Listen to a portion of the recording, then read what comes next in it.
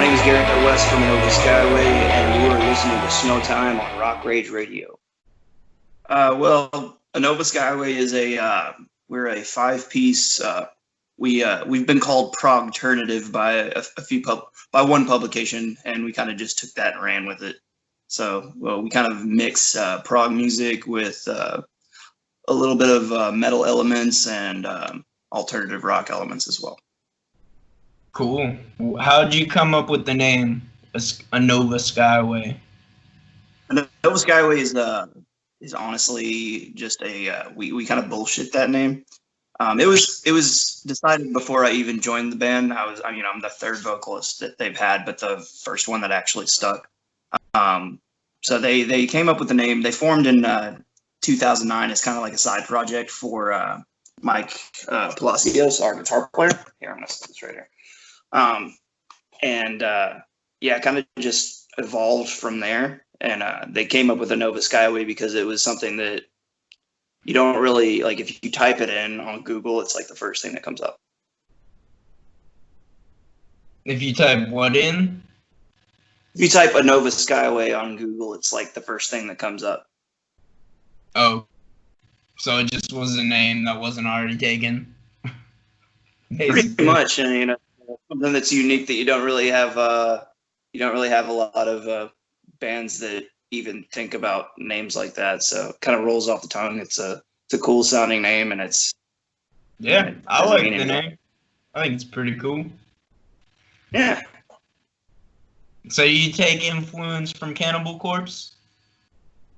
At times we can. There are some deep guttural vocals here and there peppered in, but for the most part, our influences are very focused in, more the progosphere. Like we're big fans of Faith No More and Devin Townsend and Haken and Leprous and bands like that. Nice. All right. So what's the favorite venue that you've played at? Well, in Houston, our favorite venue is Scout Bar. That place has always been our home.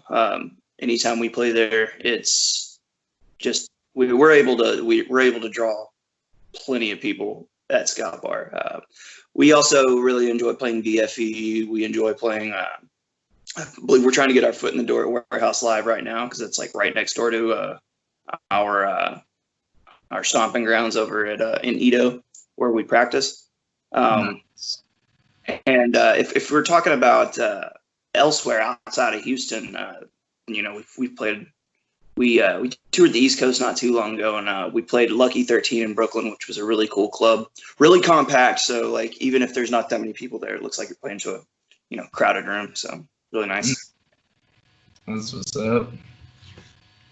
So what would be your like fantasy venue to play at? If you could play any. Open or closed, like one that's been closed down for years, or just Either one way. that's still open. Okay. Either way. Well, if we're talking about venues that have been closed down for years, I always wanted to play CBGB. I lived in New York for a few years, and that was always that's where punk started. And I'm a big punk rock fan, so I've always wanted to play there. But it's long been a John Varvatos clothing store now, so I would say open venues now. I would really like to play the Whiskey Go-Go. We've got some friends out in Los Angeles that we'd really like to play for. Or I would say the Viper Room's another cool one in Los Angeles. If we're gonna go stay in California, then I would also like to play Chain Reaction in like the Orange County area. Dope. What band would you open for if you could open for any band like existing now or in the past? If we could open for any band, absolutely. I would say that most of us would agree that it would be Faith No More because we're all very heavily influenced by Faith No More in some way.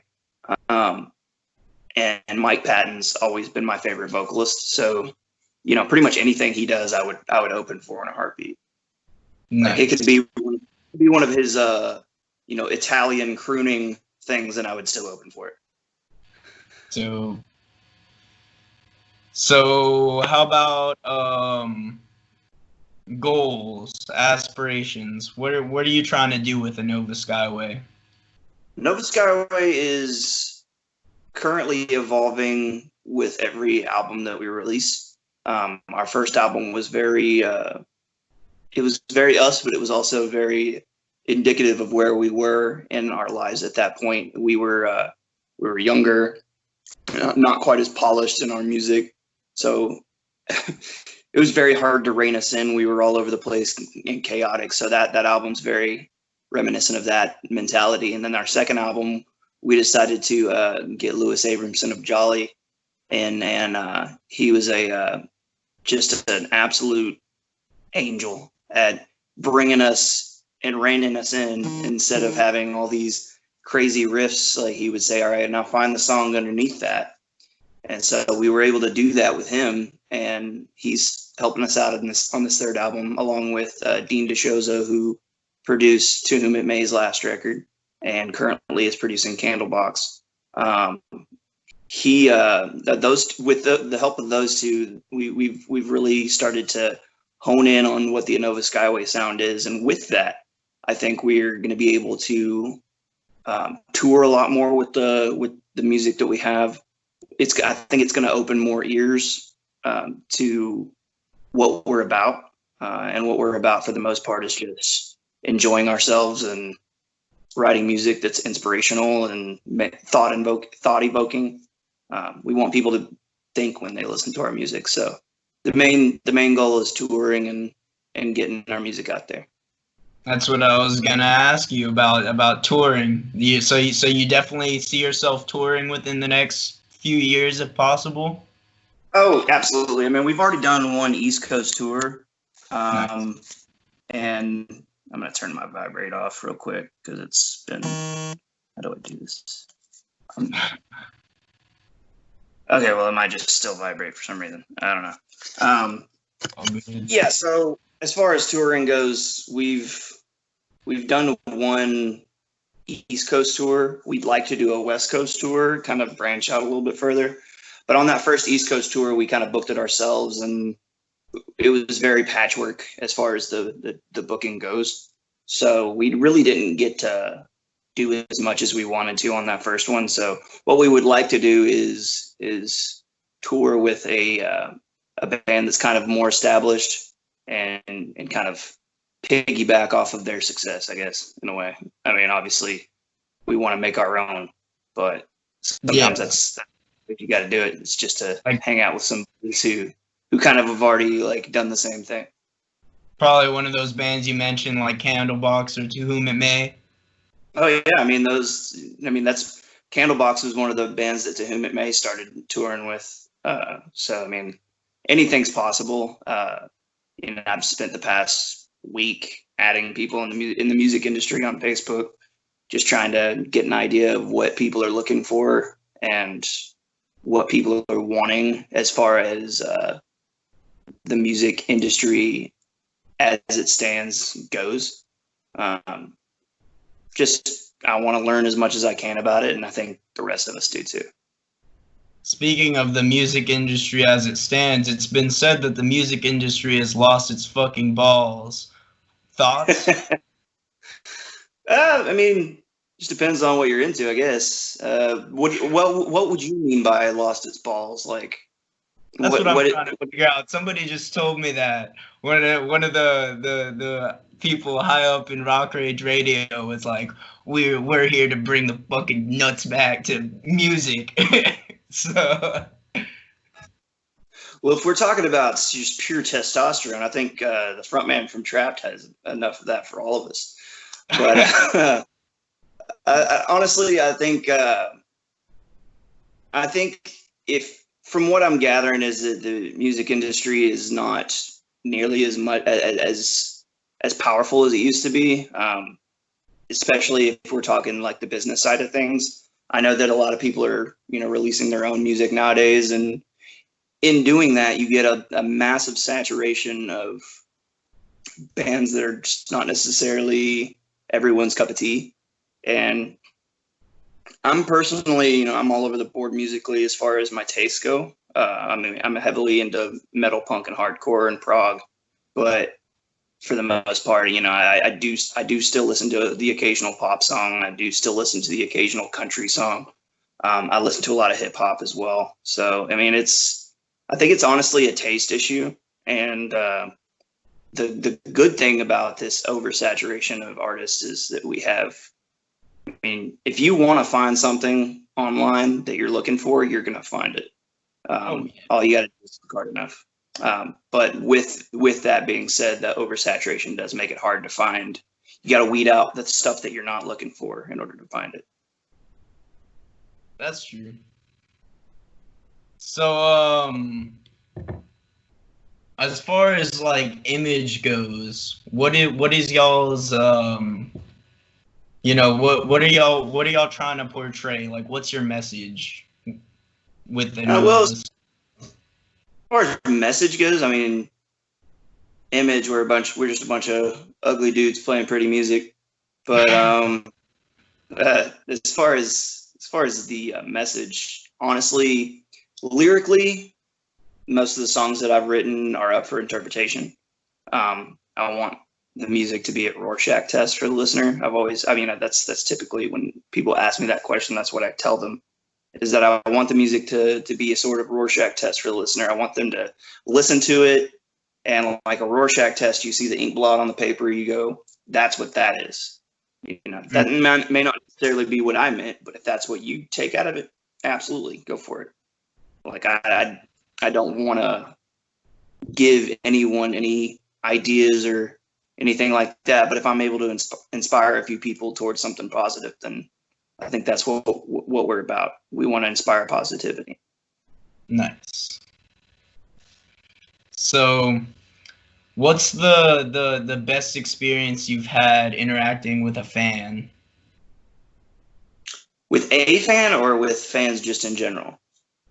Yeah, just like fans in general, like maybe after a show a fan came up to you or something like that. I mean, we got like, our fans are awesome and very loyal, especially in Houston. I mean, we have pretty dedicated fans in Houston that will come out to every show, and they're like family to us in our hometown. But does any particular instance come to mind where it's like somebody came up and they were like just so nice to me, or maybe feel like anything like that? We have had, I'm trying to think, because I mean, for example, when we were on tour, we've had crazy things happen at shows, but not necessarily to us. It's funny. I mean, I'll give you this one. This one's not necessarily a fan, but this was something that we thought was hilarious. At one of the, it's not a Houston venue, but it's near Houston. I'm not going to give you the name because I don't want to badmouth any venues, but at one of the venues near Houston, we had a guy come up to us when we were tallying up our ticket count and figuring out how many tickets we sold. He told us, "Hey, are you guys playing tonight?" And he asked us if we're playing tonight. And we were like, "Yeah, we're playing tonight. Are you coming in to see the show?" He was like, "Yeah, I think I'm going to catch it, but I just want to warn you guys. I don't know if you've ever been here. Don't do the meth here. It's really bad." Good to know. I won't do the meth here. Thanks for looking out for us. Hey, that's a fucking true friend right there. Like, it's like somebody will tell you got shit in your teeth. You know what I mean? Exactly. I mean, I don't know what scenario I would be in where I'd have shit in my teeth, but I would hope if anytime I found myself in that predicament, somebody would help me out with that. So yeah, that was probably like awkward experiences, because I know it's got to be like, sometimes it's got to be awkward when people are like fangirling over you, or like, awkward experiences are way more prevalent than the endearing, memorable. I mean, most of the memorable experiences are memorable because they're awkward or because they're like horrifying, and I don't know. Sometimes that's more memorable to me. I don't know why that sticks in my brain. Maybe I'm just fucked up, but I know that we've had various crazy things. Like that's one of them, I guess. And then we've played a show where somebody, died. That was fun. Dang. Yeah. Again, I won't say which venue. Yeah, somebody died at the show. Yeah, somebody died at the show. If you were there, you know. And we've had, for the most part, we've got a lot of, especially with Mike Palacios in our band. We call him the Cougar Magnet.